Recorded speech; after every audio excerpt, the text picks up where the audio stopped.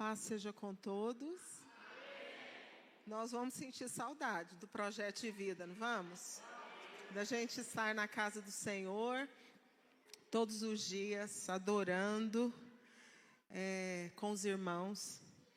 E eu gostaria que você abrisse a sua Bíblia em Malaquias. É o último livro do Antigo Testamento, antes de Mateus. E nós iremos ler a partir do verso 1.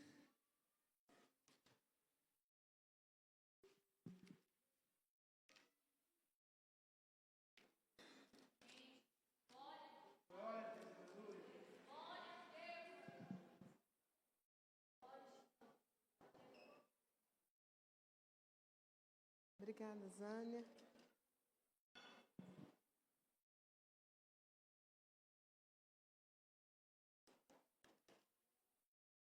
Vamos ler a partir do verso 6, Malaquias capítulo 3, a partir do versículo 6. Porque eu, o Senhor, não mudo.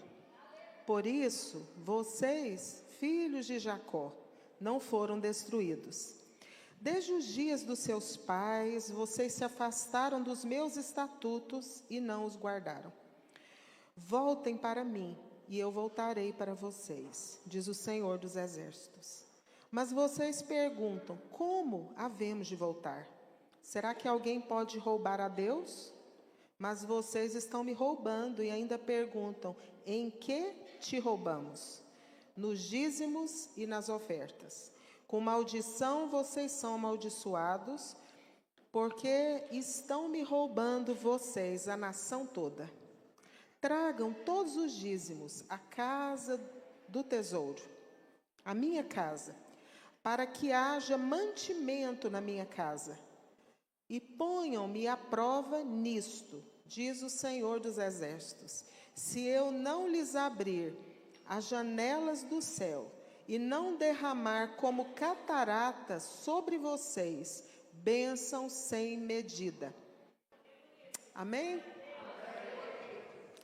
Meu tema essa noite é sobre as portas abertas. Mas eu gostaria de orar mais uma vez.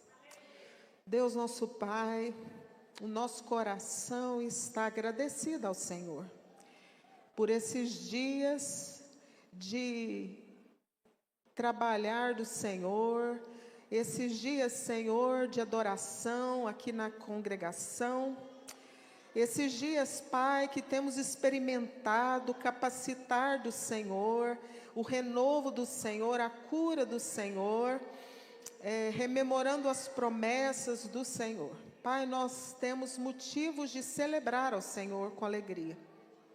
E o nosso coração se enche de gratidão.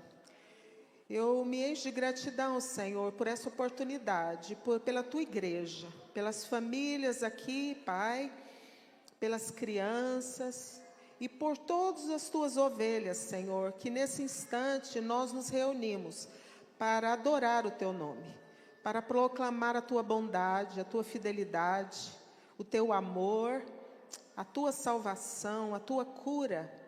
Senhor, e nós pedimos a condução do Espírito Santo, que o Teu Espírito venha vivificar, que o Teu Espírito, Pai, venha nos fazer entender. E nós clamamos, Pai, e declaramos a Tua palavra nesta noite, que em Ti estão as fontes da vida e na Tua luz nós veremos a luz no nome de Jesus. Amém? Malaquias era um profeta e o nome dele significa o mensageiro. E Deus incumbe Malaquias de transmitir para o povo de Deus como Deus amava o povo. E ele começa no primeiro capítulo falando, eu vos tenho amado. E eu quero te dizer que Deus te ama. Deus me ama. Embora nós muitas vezes erramos o alvo. Embora muitas vezes nós ficamos presos e introspectivos em erros do passado, em fatos do passado que querem nos levar para um cativeiro. um cativeiro de desesperança, um cativeiro da gente ficar ensimesmado e um cativeiro num ambiente que não pode ser mudado e que gera em nós tristeza, que gera em nós depressão, que gera em nós estagnação. E Deus não quer que a gente fique parado. Deus quer que a gente se mantenha à disposição dele. Deus deseja que a gente permaneça, que a gente prevaleça, mesmo diante das adversidades, mesmo diante de coisas que não mudam, irmãos. E Deus traz a Malaquias esse entendimento do amor dele pelo povo. Embora o povo pecasse, embora o povo fosse infiel, embora o povo fosse desobediente. E o Espírito de Deus começa a pontuar para Malaquias quais as áreas que os hebreus estavam cometendo coisas que Deus não estava agradando. E os hebreus, eles estavam cometendo ações, pecando contra Deus em relacionamentos familiares, relacionada às suas finanças, relacionada ao culto e relacionada ao que estava falando sobre Deus. Irmãos, vocês estão ligados no que eu estou falando? O povo, pelo que estava passando, eles começaram a pensar: Deus não é justo. Eles começaram a pensar: parece que as coisas são melhores para quem não teme a Deus, para quem não busca a Deus. Irmãos, a Bíblia diz que Deus ouviu. E Deus deixa claro para o povo que diante dele ele tem um memorial. Ele tem registrado aqueles que são fiéis. E que no momento certo, Deus iria, no momento de juízo, no momento que Deus fosse agir, Deus iria guardar aquele que temia, aquele que obedecia. E as pessoas, todos, iriam ver a diferença do justo e do que serve a Deus e do ímpio que não serve, que não obedece, que não submete ao que Deus quer. Esse era um aspecto que Deus traz para Malaquias para que ele pudesse alertar o povo. Sabe por quê, irmãos? No Evangelho de Jesus, o Espírito Santo de Deus, ele não trabalha na base da condenação. Porque existe uma diferença em condenar alguém e o Espírito de Deus conscientizar alguém. No mundo lá fora, existem os tribunais, onde existe o promotor que acusa, não é verdade? Mas existe também a figura do juiz, que diante de tudo que ele escuta, ele executa, ele põe o ponto final no julgamento, e mesmo que o promotor não concorde, continue acusando, o juiz dá por resolvido e encerrado aquilo. E assim é no reino de Deus. O Espírito Santo de Deus trabalha em nós pela conscientização e não pela intimidação, pela acusação. E eu quero falar para vocês aqui de Isaías. Isaías era um profeta. Isaías foi uma pessoa que Deus estabeleceu que ele levasse a mensagem de Deus.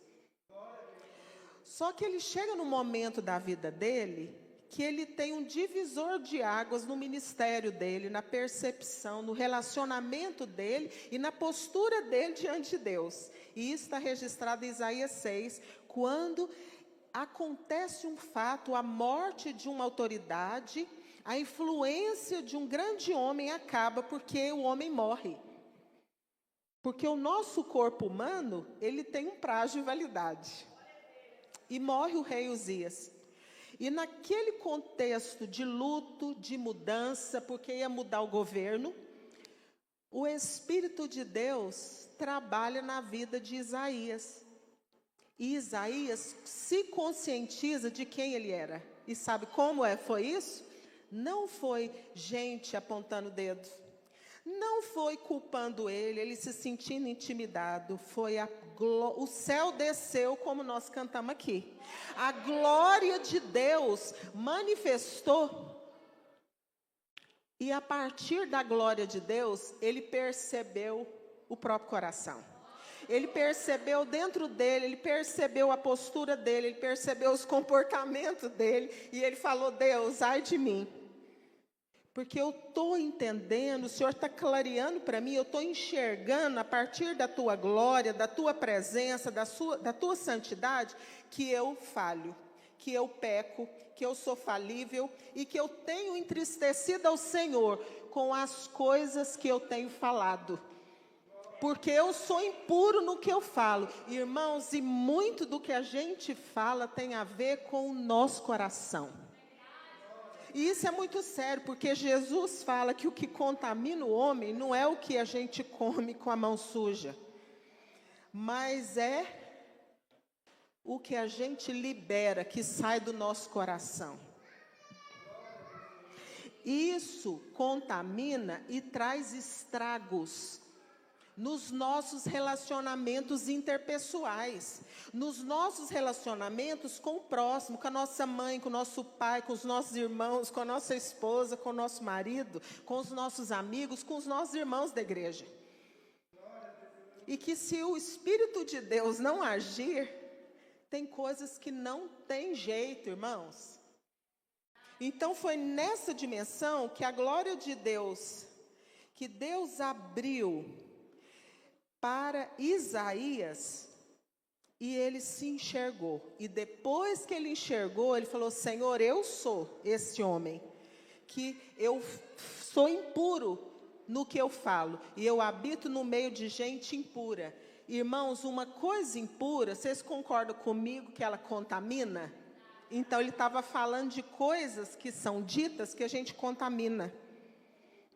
Contamina nós, contamina nossa saúde, contamina os nossos pensamentos e contamina todos os nossos relacionamentos. E Deus quer trazer cura. Por quê? Porque Deus se manifesta na maior parte das vezes, na minha vida e na sua vida, através do meu próximo. Deus manifesta na minha vida através de vocês. Então Deus quer sarar, quer nos sarar. E foi outra área que Deus trouxe para Malaquias. E Deus falou sobre a questão familiar. E na questão familiar, Deus deixa bem claro para Malaquias: eu odeio o divórcio. E ele fala de homens que tratam as suas esposas, repudiam, desconta na mulher, as frustrações, com amargura, e às vezes não é nem com amargura, é com indiferença. E o Espírito de Deus traz para Malaquias isso. Porque era uma das áreas que o pecado estava manifestando no meio da família. Irmãos, o Novo Testamento fala assim: maridos, não trateis as vossas esposas com amargura, para que as vossas orações não sejam interrompidas. Outra área que o Senhor traz para Malaquias ministrar ao povo. Sabe por quê? Que nós temos que entender uma coisa.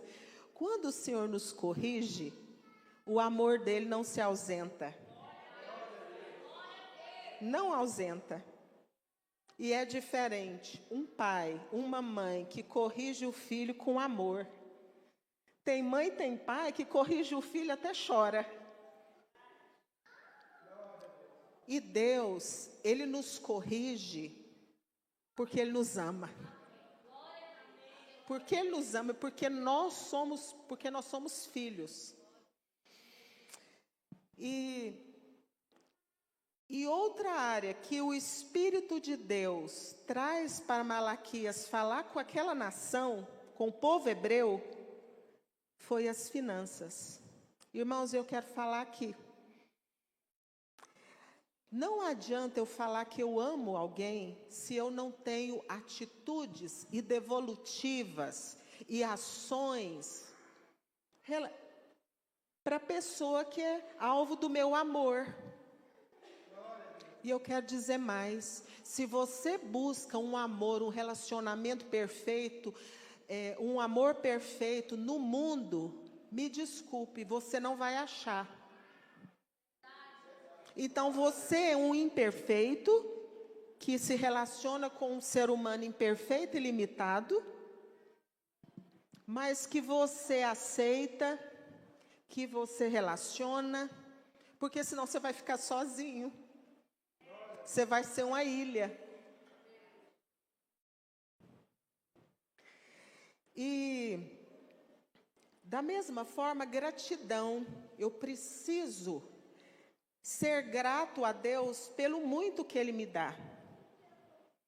Irmãos, tem promessas que Deus, Ele fala para Malaquias. Malaquias, avisa para o meu povo que eu vou abrir as portas do céu, os portais do céu, e eu vou derramar catarata. Vocês já viram as cataratas do Iguaçu, pelo menos pela televisão? Pois é, aquilo é o tipo de bênção. E tem bênçãos daquelas que são para nós na eternidade. Porque a vida com Cristo não é só aqui. Nós temos uma eternidade para viver com Cristo. Irmãos, Deus, Ele é tão maravilhoso, tão sábio, que Ele instrui Moisés para lidar com o povo dele. E quando Deus estabelece as tribos, que os nomes eram pelos filhos do Jacó,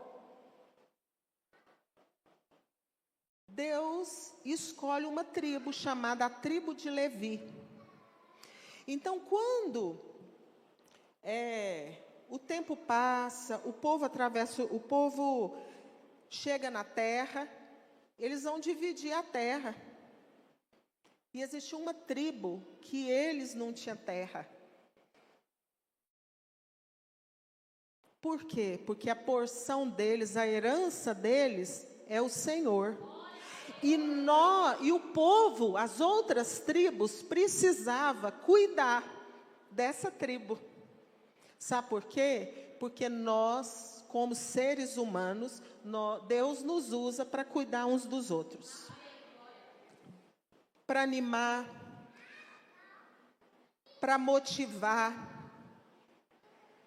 Deus nos dá dons para que a gente possa servir o nosso próximo. Então, naquele contexto, Deus fala, rememora e traz para Malaquias algo que ele já tinha ministrado para Moisés. Falando, olha, é para trazer, porque quem serve, quem vive da obra, quem faz a minha obra, quem cuida de gente, quem se empenha na oração, no aconselhamento, na vida diária da igreja, ele tem que ser cuidado. Ele tem que comer, ele tem que vestir, ele tem que estudar os filhos. Então, nesse contexto, irmãos, Deus alerta Malaquias para falar, traz o dízimo. Irmãos, Deus não precisa. Só que espiritualidade, intimidade com Deus, tem a ver como eu lido com o meu próximo, como o meu esposo, com os meus filhos, com a minha mãe, com meu pai, com meus parentes, com o pastor, com os irmãos da igreja. E foi por isso, foi nesse contexto que Deus, Ele traz esse entendimento para que Malaquias pudesse falar com o povo. Então, irmãos, nós devolvemos por gratidão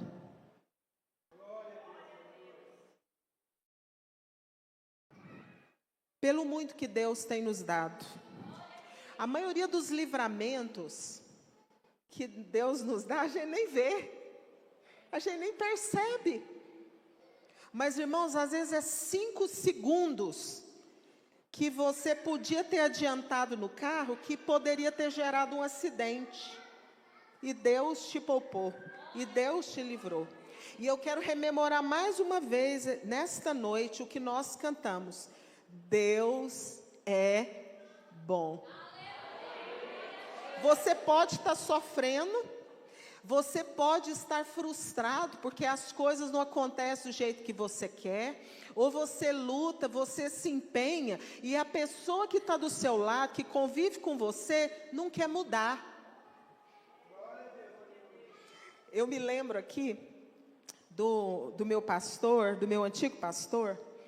Ele contou um dia na escola dominical uma história de um homem que ele criou todas as estratégias para fechar os armários da casa.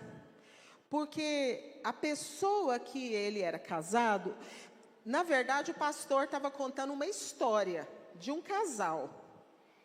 Então um dos dois deixava os armários tudo aberto. E o outro cônjuge, ele criou uma estratégia, várias formas de chegar no coração daquele cônjuge, para que ele conscientizasse que demorava poucos segundos para fechar os armários da casa. Mas sabe o que aconteceu? Todo o empenho daquele cônjuge era em vão, porque a pessoa não queria. Irmãos, tem coisa que nós estamos sofrendo, nós estamos ressentidos, nós estamos adoecendo, nós estamos enchendo o nosso corpo de cortisol e a pessoa não quer mudar. Você vai continuar sofrendo? E sabe qual foi a conclusão da história que o pastor contou? É que depois de tantas tentativas didáticas,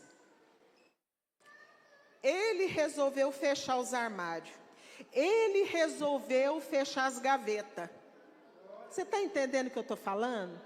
Então, às vezes, a gente quer parar de relacionar, quer brigar, quer deixar de conviver, porque a pessoa não muda. Irmãos, as pessoas são diferentes. As pessoas não são obrigadas a responder e ser do jeito que eu penso, do jeito que eu quero, do jeito que eu acho. E eu preciso aprender a conviver com as pessoas que são diferentes de mim. Então, abandona essa demanda. Não fica amargurado mais não. Não fica ressentido mais não. Não fica remoendo isso mais não. Não fica introspectivo mais não. Quando a luz, que é a palavra de Deus, ela entra e traz para nós o entendimento de coisas erradas, coisas que precisam ser confessadas, a gente confessa, arrepende e a vida segue. A gente não fica preso, a gente não fica remoendo aquilo não, porque senão a gente vai adoecer. E dependendo do nosso temperamento, a gente vai adoecer muito mais. Então abandona essa demanda. Aceita. Faz igual o pastor ensinou lá na escola dominical.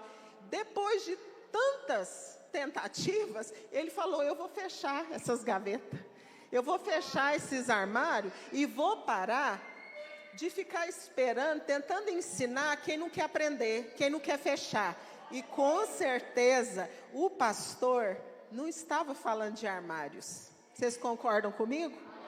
Ele estava falando de relacionamentos interpessoais. Irmãos, e agora dentro da palavra, sobre dízimo, sobre oferta, porque Deus fala, Malaquias fala para o meu povo, trazer os dízimos e as ofertas. Irmãos, Deus não aceita a sua oferta se Ele não te aceitar. Pesado, né? Mateus 5, Jesus vai orientando aquelas pessoas que queriam ouvi-lo, que andavam, que estavam ali junto de Jesus, que perdia até a hora de comer, que ficava horas e horas seguindo e bebendo ali, ó, das palavras de Jesus. Jesus falou, se você sabe, você chega no altar para entregar uma oferta, e você lembrar, a sua consciência te acusar,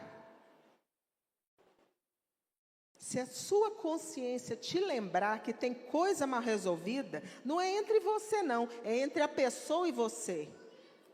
Jesus ensinou e orientou, deixa a oferta e vai lá reconciliar. Ah, Francislene, mas não é eu que estou magoado, mas Jesus ensinou. Ah, Francislene, mas eu já sou mais velho. Irmãos, Jesus ensinou. E a gente entendeu. A gente só não faz se a gente quiser a gente quer criar outros caminhos para não obedecer coisas tão simples. Então, a nossa oferta, ela só é aceita quando nós somos aceitos. E nós somos aceitos quando nós somos iluminados pela luz da palavra de Deus. E a gente fala, realmente, Senhor, eu preciso rever. Realmente, Senhor, eu preciso de conviver com aquele irmão. Realmente, Senhor, aquele irmão já me ajudou. Realmente, Senhor, eu não quero romper, porque eu preciso da vida, do relacionamento do meu próximo. Você já chegou diante da presença de Deus e você levou alguém? Você lembrou de alguém?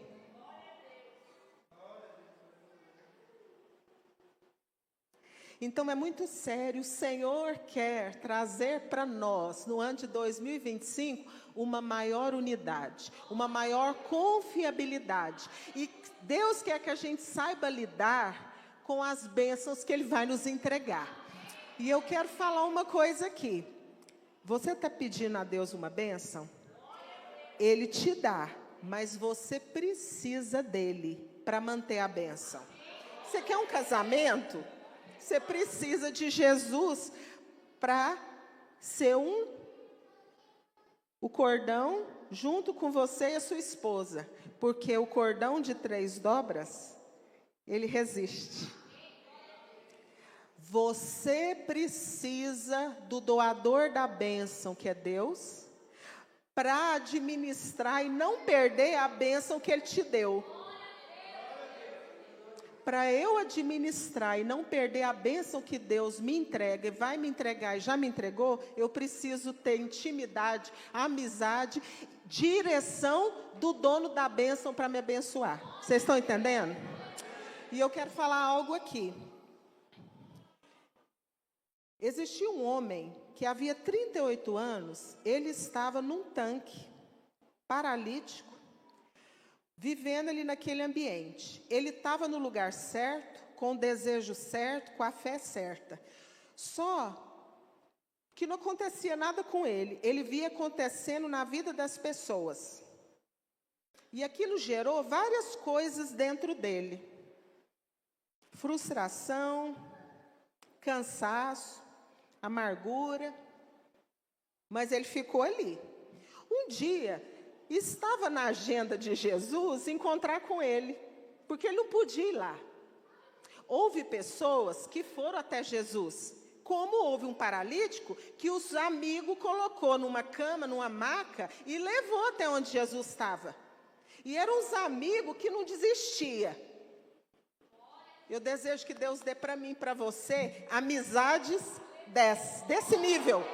que não desiste, que vê a nossa lejume, a nossa feiura, as nossas pecaminosidades, as nossas limitações, mas está lá firme, abraçando, ajudando, amparando, não virando as costas. Quando vê as nossas feiuras, as nossas deficiências e debilidades, porque nós estamos crescendo, mas nós não estamos prontos. Aquele homem não tinha 4 amigos, e quando Jesus chega para ele e fala, queres ser curado? Ele podia falar assim, quero demais. Aí, ao invés dele falar, quero, ele falou, não tem ninguém que me joga. Porque sempre, Jesus, é uma competição. Alguém ganha de mim, alguém chega primeiro, Jesus escutou. Só que no momento que ele falou, ele foi liberto. Porque ele falou, irmãos, nós precisamos falar. Porque quando a gente fala, quando a gente traz a luz, a gente passa vergonha, a gente se vulnerabiliza, mas a luz entra, a gente se escuta e a gente é liberto. E as coisas mudam.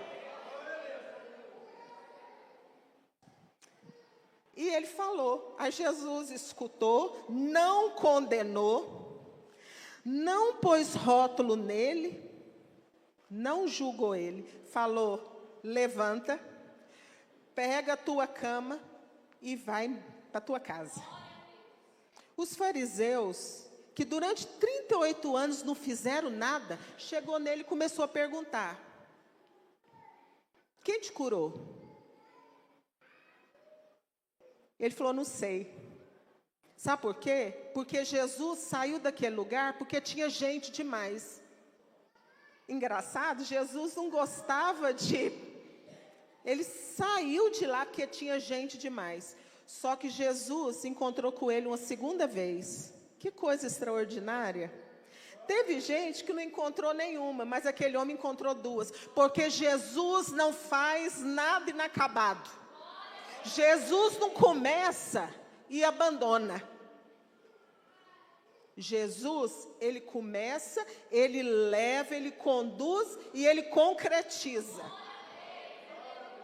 E ele não nos abandona. E Jesus falou para ele assim, olha, você está curado, mas não peca mais não, para que não te suceda coisa pior. Meu irmão, o que é pior para uma pessoa do que ficar 38 anos paralítico num lugar? Irmãos, a porta está aberta. Contempla pela fé, a porta está aberta, mas você está emocionalmente, na sua mente, você está sendo renovado na mente para não perder, para não abrir mão, para não ficar frustrado, porque não é do seu jeito, é do jeito de Deus. Jesus alertou ele, falou, olha, não peca mais não, para que não te suceda coisa pior. Quando você vive a sua vida olhando a bênção do outro, quando você vive a sua vida amargurado, frustrado, esperando do outro o que ele não pode te dar, você adoece. São coisas da emoção que materializam no nosso corpo, que faz o nosso corpo produzir hormônio e nos adoece, enfraquece os nossos ossos, porque o nosso corpo não absorve cálcio, não absorve magnésio.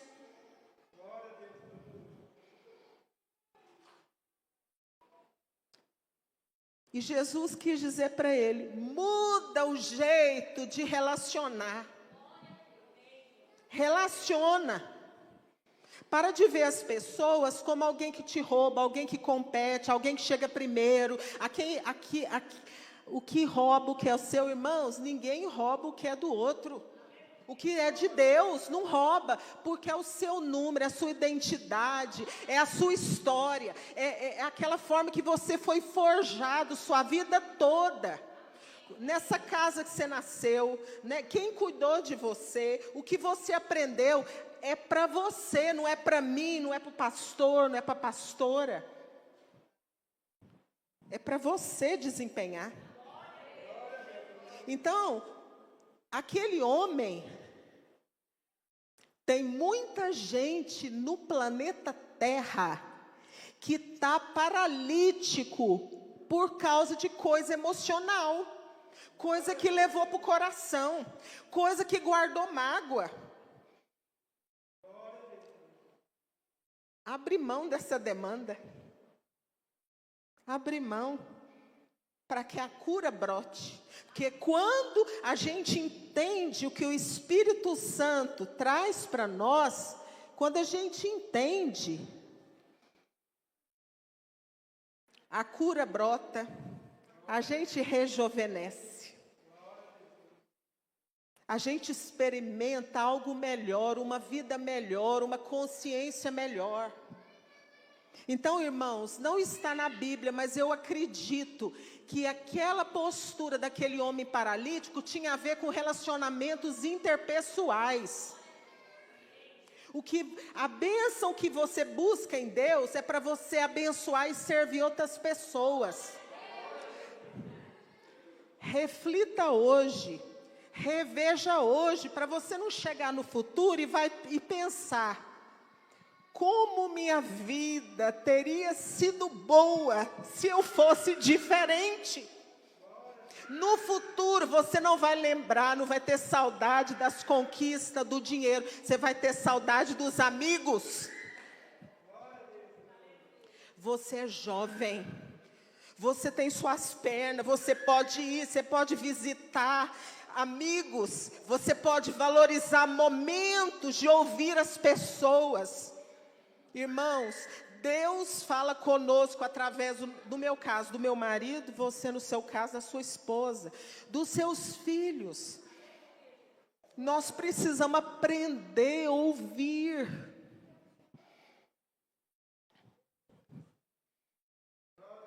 E Jesus falou: meu filho, não peca mais não.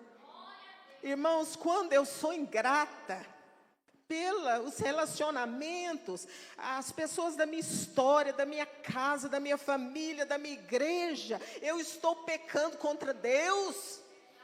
Quando eu não sou contente, não tenho contentamento, eu estou pecando contra Deus. Quando eu sou amargurada, de achar que eu não deveria ter sido tratada daquela forma, eu estou pecando contra Deus.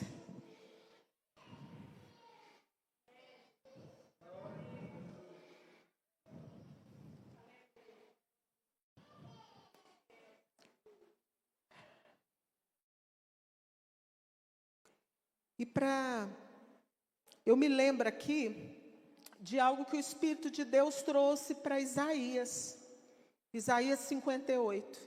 Se você quiser, durante o mês de janeiro, o dia que você puder, medita em Isaías 58, que fala sobre o jejum que agrada a Deus, que fala sobre cura divina, que fala sobre bênção, sobre o já de Deus, sobre o agora de Deus.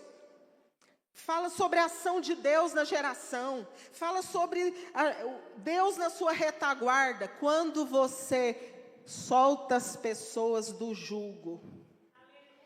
E soltar as pessoas do jugo é aceitá-las como elas são.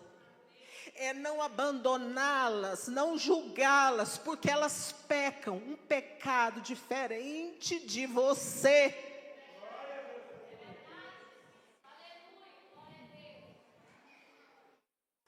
Não é jugo que a gente vê no carro de boi. Não, é o jugo emocional de prender pessoas na nossa emoção e falar: me fez sofrer, então não, eu quero viver para... Não, irmãos, libera. Bênçãos retidas, porque a gente não solta as amarras. Libera seu filho para casar, libera seu filho casado para ser feliz, libera seu filho. Fala: Deus, gera em mim que eu acredite que meu filho dá conta de cuidar de um lar, sustentar uma esposa. Libera, abençoa. Tem momentos na nossa vida que, para a gente não pecar orando, a gente tem que orar o que a gente quer para a gente, para o nosso, dos nossos desafetos.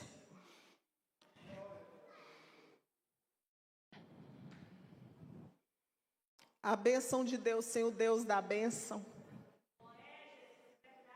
Jesus fez, Jesus faz, Jesus fará.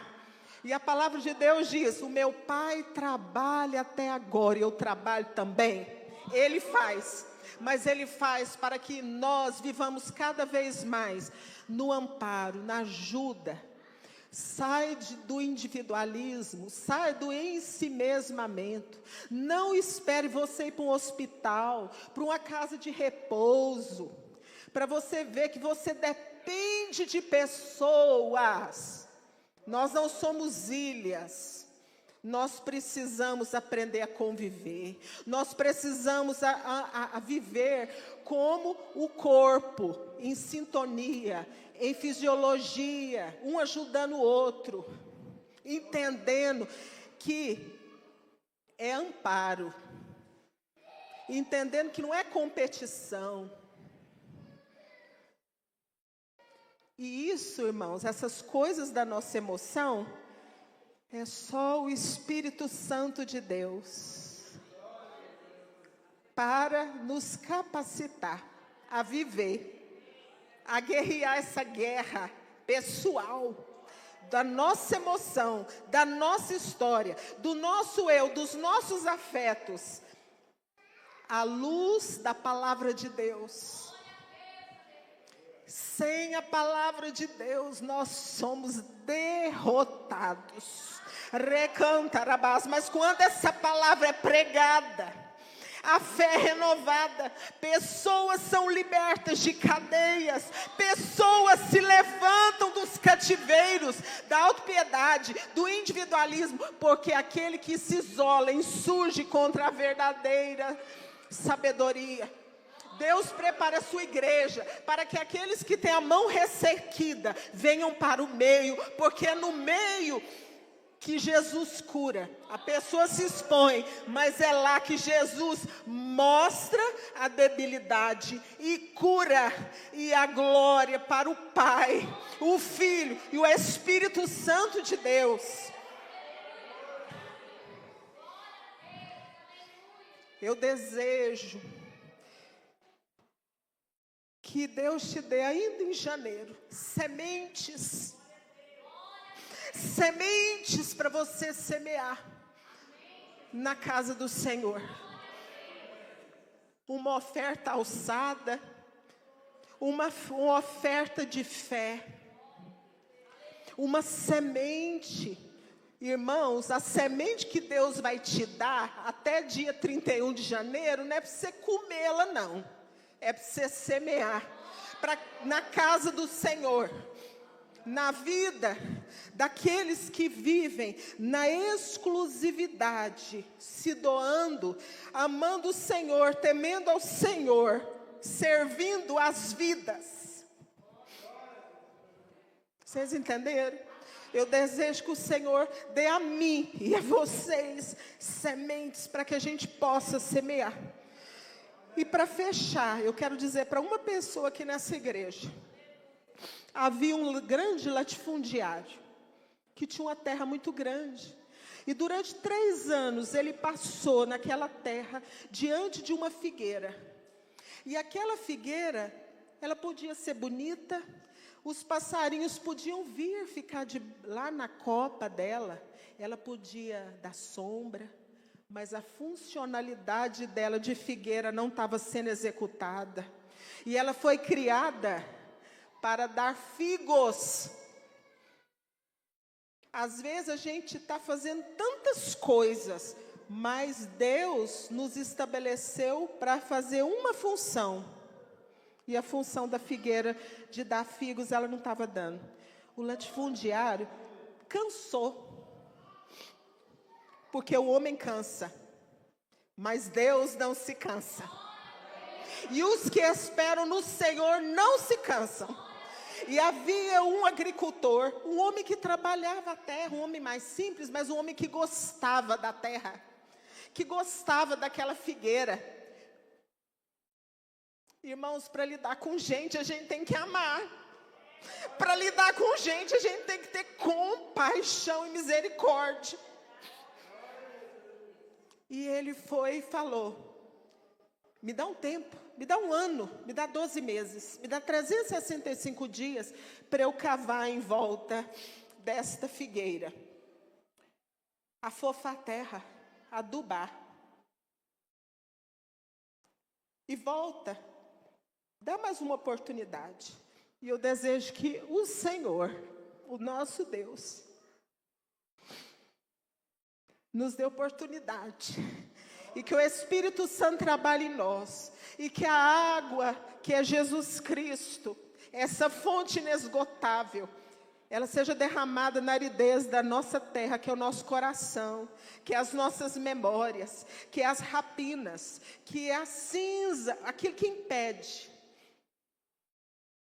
E que venha adentrar, e que venha molhar, e que venha tirar a dureza, e que venha curar as raízes, e venha produzir os figos, suculentos, grandes, sadios, abundantes, para a honra e glória do nome do Senhor. Que Deus abençoe, um feliz 2025, e que Deus nos dê muito nesse ano para a gente andar junto. Obrigada, pastor. Obrigada, pastora.